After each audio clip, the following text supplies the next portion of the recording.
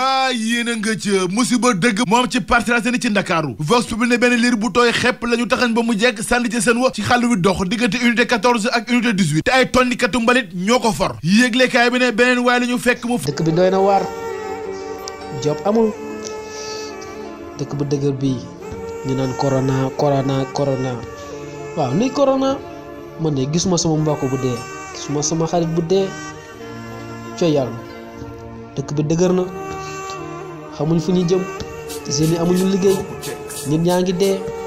kilifa yaa ngi dee sëriñ yaa ngi dee usaas yaa ngi dee imaam yi sax ñu ngi dee waa ñun fu ñu jëm mbaadu àdduna bi day waaju tukki te yëguñu wala boog dañoo tooñ yàlla waa ñun duñ def yàlla wala boog suñu réew mi ñoo déggoowul xuloo xeex ñaayoo ñii di reyante agression bi suñ meer yaa ngi jaay ci marché yi di reyante ndax lu ñu jox seen doom yi liggéey amul ñun toog nii ba kañ wala boog nguur gi daf ñoo gisul wala dafa xamul lu ñuy jooy lan la nguur gi bu toogee di xuloo ñuy xeex di ŋaayoo ñëpp ñu ne nguur gi njiitu réew mi waaye ñun mbaa lii suñu doom yi buñ ko gisee ëllëg naka la ñuy yoree suñu réew doy na waar de feebar baa ngi nii nit ñaa ngi dee waa 2021 bii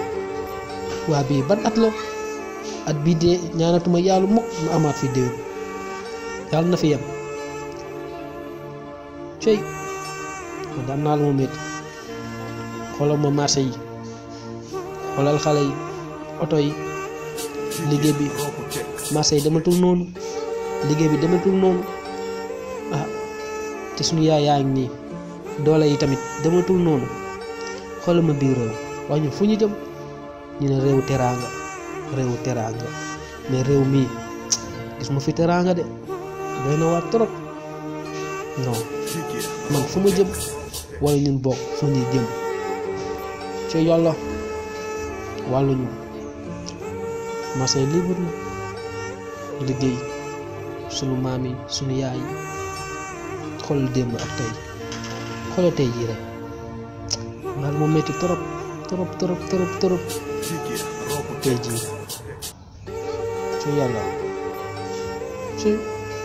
duñ la gërëm duñ xool ci lay dox duñ xool lu la metti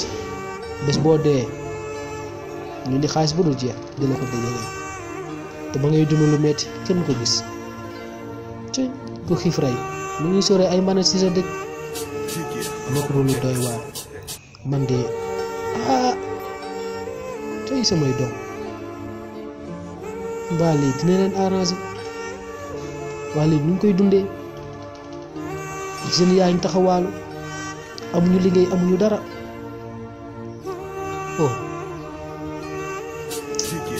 kon daal yi doon waar xam fu ñu jëm ci 2021 bii yàlla bu mu amati